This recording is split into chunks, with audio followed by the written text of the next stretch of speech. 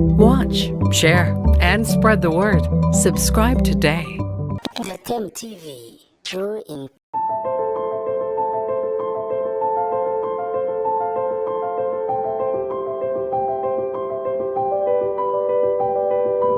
ubumenyi n'ikoranabuhanga ni kimwe mu bintu abantu bashingiraho ahazaza, nubwo akenshi bigenda bihinduka.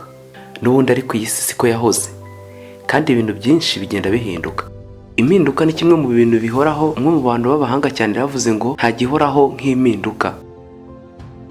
Ese waba warigeze utekereza ku bintu bitandukanye nk'impinduka, nko kumva igihugu nk'u Rwanda kiri landlocked cyangwa kidakora ku nyanja, umunsi umwe cyaba kiri gukora ku nyanja? Wigeze utekereza se ubwikorezi buteye imbere nk'ubwo gukoresha gari ya moshi mu gihugu cyacu cy'u Rwanda? Isi yagiye igira impinduka mu buryo butandukanye, ndetse izo mpinduka nizo zaremye imigabane tubona, zirema aho dusanzwe tuzi nk'ubutaka ari naho dutuye. Amashyamba manini cyane agaragara mu bihugu byo mu majyepfo y'Amerika nka Amazon muri Brazil, ibirwa binini cyane biri mu ngeri y'ubutita nko mu majyaruguru y'isi nka Iceland, imyigarambakirwa y'ibihugu byiza by'ibirwa nka Fiji, Ecuador, Barbados ndetse n'ibindi. Ibi byirema bite? Ngwaye ikaze mu kiganiro.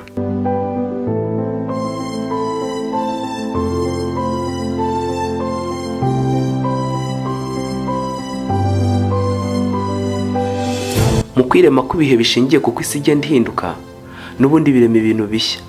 Nibyo biri kuba mu gace ka Afurika y'Iburasirazuba, agace tuzi nka East African Rift Valley. U Rwanda rwawe rugiye kuba kimwe mu bihugu bikora ku nyanja? Ni ryari se? Reka ngushimire ko wafashe umwanya kumva iki kiganiro. Niba utarakora subscribe kuri KWICAMO TV, umwanya n'uyu nguyu kugira ngo amakuru atandukanye ajye abasha kukugeraho. Ngwaye ikaze mu mpinduka y'isi, imyaro myiza u Rwanda rukora ku nyanja.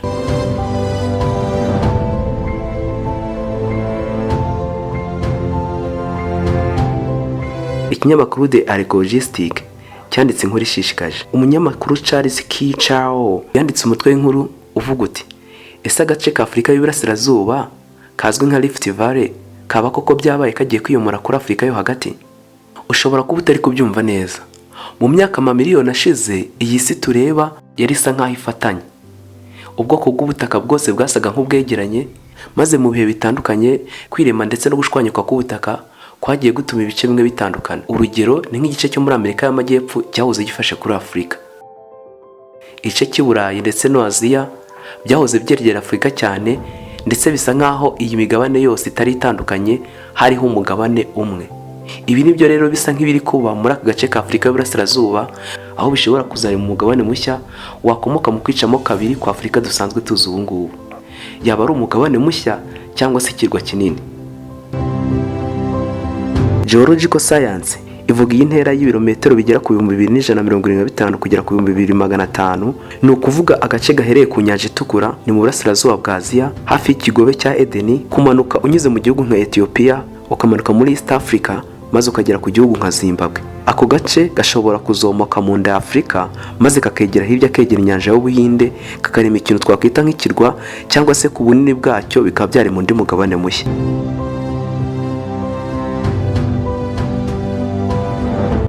Uhereye ku kigobe cya Edeni kugeza mu gihugu cya Zimbabwe, hari ibihugu nka Ethiopia, Kenya, Uganda, Repubulika Iharanira Demokarasi ya Kongo, Zambia, Tanzania, Malawi, Mozambique, u Rwanda, Burundi ndetse na Zimbabwe nk'uko twabivuze hejuru. Ibi bibaye, iki gice cyaziyomora kuri Afurika yo hagati mu nda, nuko bikamera nk'ibyisunika byegera inyanja y'Ubuhinde.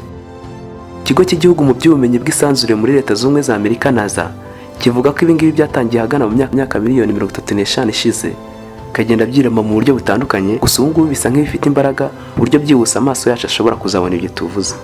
University ya Tulane yo muri Leta Zunze Ubumwe za Amerika ho mu ntara ya New Orleans ivuga ko buhoro buhoro aka gace gasa nk'akari kugenda kiyomora mu nda ya Afurika. 0.25 bingana na santimetero 6 na milimetero 35 niko gatanyu kagenda kiyongera buri mwaka mu bujyakuzimu muri aka gace ka East African Rift Valley. Ni ukuvuga kagenda kiyomora ku butaka rusange bunini bw'inda ya Afurika. Ni ryari mu by'ukuri abashakashatsi babona ko uyu mugabane uzatangira? Ubundi bifata imyaka kugira ngo ibibi nk'uko twabivuze hejuru, uko isi yagiye itandukana bikarema imigabane tuzi uyu munsi. Ubundi ni iki kiri gutera abashakashatsi kumva ko ibi bishobora kuba vuba? Agace n'ubundi ka East African Rift Valley kagizwe n'urunana rw'ibiyaga bitandukanye byorohereza gutanyuka cyangwa se kuvonyoka ku butaka buva ku bundi, kagizwe n'urunana rw'amazi atandukanye, imisozi ndetse n'ibyo biyaga twise East African Rift Valley. Ikiyongereho rero no guturika k'ubutaka muri icyo gice bisa nk'ibifite umujyo wo kwerekana imbaraga rukuruzi n'ubundi isa n'iri komora ako gace k'uburasirazuba ku butaka rusange mbumbe bwa Afurika. Inzira yatangiye ite?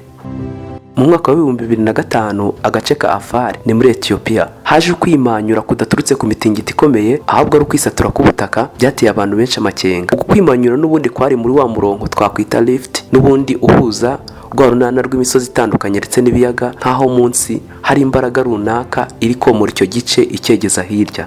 Ibyakurikiye mu mwaka wa 2018 ku itariki 23 z'ukwezi kwa gatatu mu bice bitandukanye byo mu majyepfo y'uburengerazuba bwa Kenya havutse kwisatura k'ubutaka bwari bwaturutse n'ubundi ku mvura y'igihe kirekire yari imaze iminsi ihaba.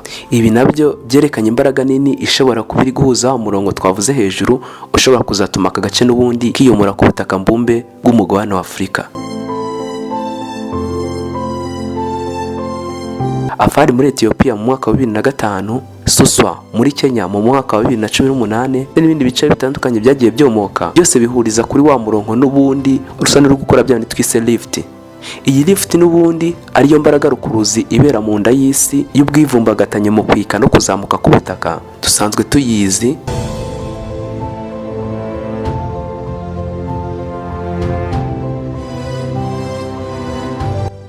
Ese ubu ngubu byaba ariyo mamo yuko agace k'uburasirazuba kaba kagiye kwiyomora ku butaka rusange ku mugabane wa Afurika? Ikinyamakuru The Star Inside mu mwaka wa 2018 nyuma y'uko habaye gutanyuka k'ubutaka muri kara gace ka Suswa muri Kenya bigahuzwa n'ubundi no kwisatura k'ubutaka mu gice cyagurumwa Afar muri Ethiopia, gisa n'icyashyizeho umuburo no kubona ko abantu bagomba gutekerezaho ibi cyane.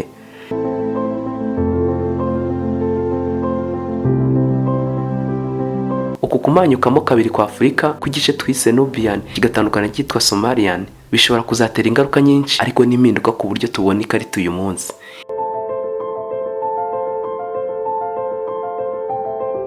Abashakashatsi n'ubundi bavuga ko ibingibi byigeze kuba mu myaka amamiliyoni ashize, ubwo igice cya Amerika y'Amajyepfo nk'uko nabivuze hejuru kiyomuraga ku butaka rusange bw'icyo twakwita umugabane wa Afurika uyu munsi. Ibi bibaye ibihugu bidafite aho bihuriye n'amazi magari nka Ethiopia, u Rwanda, Burundi na Zimbabwe byaba bigiye kuba bimwe mu bihugu bikora ku nyanja mu gice cyerekeye Nubians.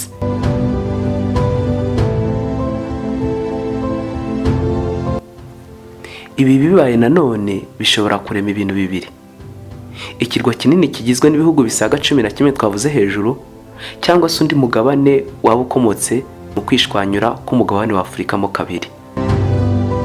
Nkuko twabivuze hejuru, kuva ku kigobe cya Edeni n'inyanja itukura mu burasirazuba bwa Aziya kumanuka mu gihugu nka Ethiopia ukazagenda ukagera ku gihugu nka Zimbabwe, harimo urunana rw'ibihugu bitandukanye nka Ethiopia, Kenya, Uganda, Repubulika Iharanira Demokarasi ya Kongo, Tanzania, u Rwanda, u Burundi, Malawi, Zambia, Mozambique, Zimbabwe ndetse hari n'ibindi birwa byo mu nyanja y'Ubuhinde byaba byamaze kwegera cyane uyu mugabane mushya waba uvutse. Uko kwiyomora kw'ako gace ku butaka rusange bwa Afurika ukubona ute? Urakaza neza aho u Rwanda rwazaba kimwe mu bihugu bikora ku nyanja? Twandikire muri comment icyo wumva twazaganiraho mu kiganiro cyacu cy'ubutaha.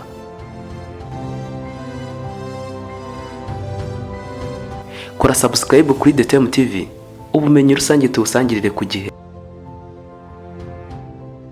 Nge ndi Ishimwe Josue Maripasi, wakoze kubana natwe.